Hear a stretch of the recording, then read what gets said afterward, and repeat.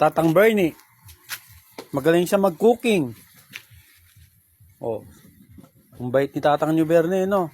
Marami ng kwento yan sa buhay. Masipag. Mapagmahal.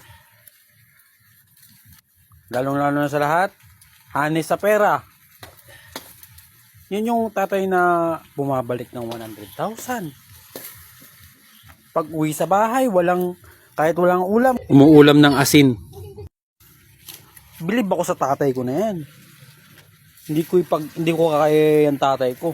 Di ba pa? Sana gayahin ko yung ugali mo pa pag nakakita ako ng 100,000. Ibabalik ko dito.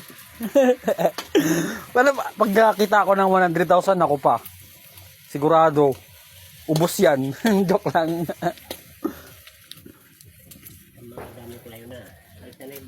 Oh, ayan na si Tatang New Bernie. Marami nang naiwang kwento yan. Mahal niya asawa niya, mahal niya anak niya. Hindi nagmumura. Hindi nagiinom. Hindi nagbibisyo. Oh, kahit walang kanin sa bahay, pag uwi niya, hindi yan nagagalit. Siya pa mismo nagsasaing. Saan ka makakita ng ganyan?